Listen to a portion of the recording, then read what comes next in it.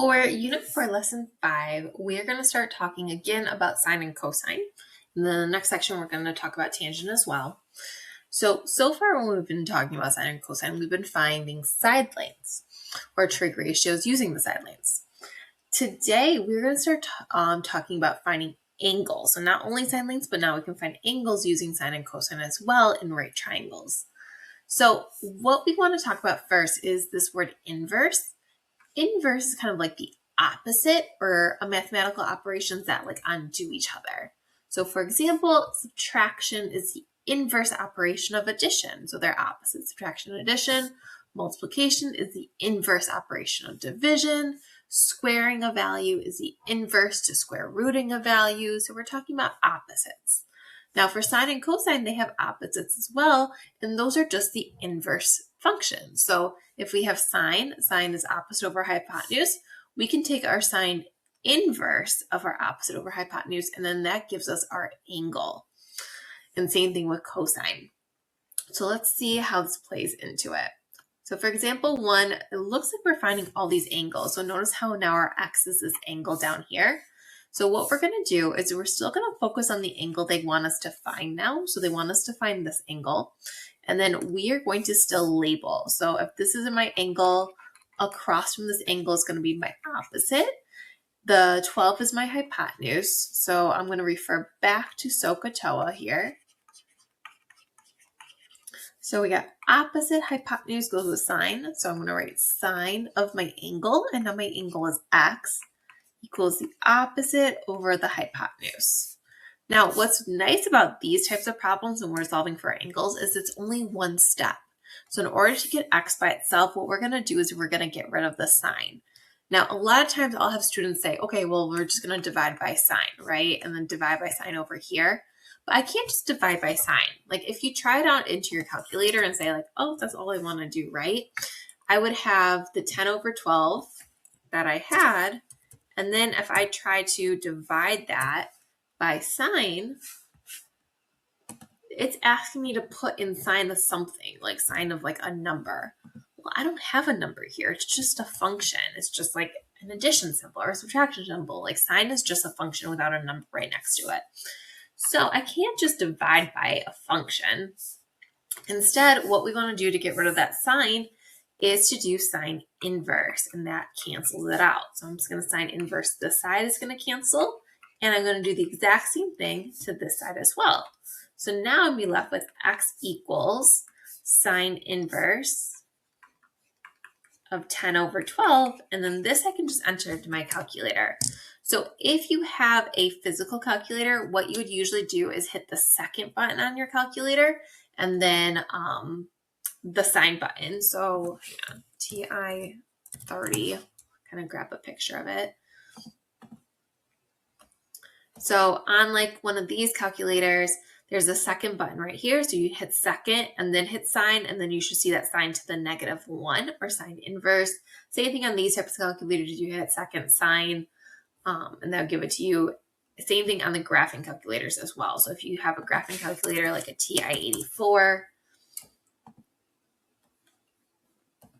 what you would do is you'd hit the second button and then the sine button, and that'll give you sine inverse. Here on my Desmos calculator, what we're going to do is if I hit sine, nothing changes. It's just going to be sine. Instead, what we're going to do is we're going to go over to this function button, and this is where you're going to see sine inverse. We're going to hit sine inverse of 10 over 12, and then that gives us 56.44. So that means our x is about 56.4 degrees.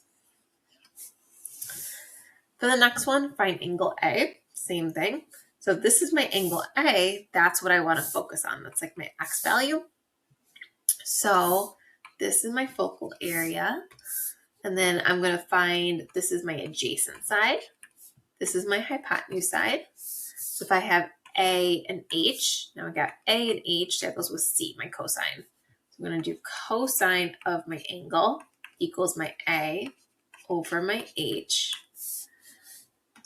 Then I want to get rid of cosine, so we're going to do cos inverse over here.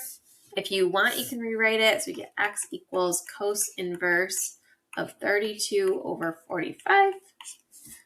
And then we enter that into our calculator. So cos inverse, so function cos inverse of 32 over 45, and we get 44.7. So x equals 44.7 degrees. For the next one, same thing. This theta right here, if you see theta, theta is just another symbol that we use for angles. It's just like an X. Do I have that written up here? Not really, but this right here, this is called theta. Okay, so if you see theta, it's just a symbol for a angle measure. It's a Greek alphabet symbol, or it's part of the Greek alphabet. Okay, so it's just another variable that we can use. So for this one, we're looking for theta. Across from that angle, we got our opposite, and then we got our hypotenuse. So if I have opposite hypotenuse, again, opposite hypotenuse goes with sine. So I'm going to do sine of my angle theta equals my opposite over my hypotenuse. In order to get rid of the sine, I'm going to do sine inverse on both sides. I get theta equals sine inverse of 20 over 65.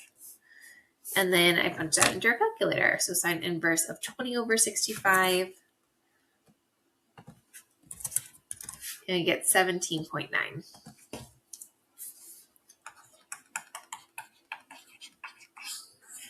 And then last one, again, we have a theta we're looking for.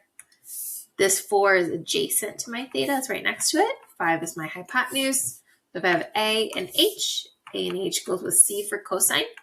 So cosine of theta equals my A value over my H value. I get rid of the cosine to get theta by itself. So I do cos inverse over here, cos inverse over here.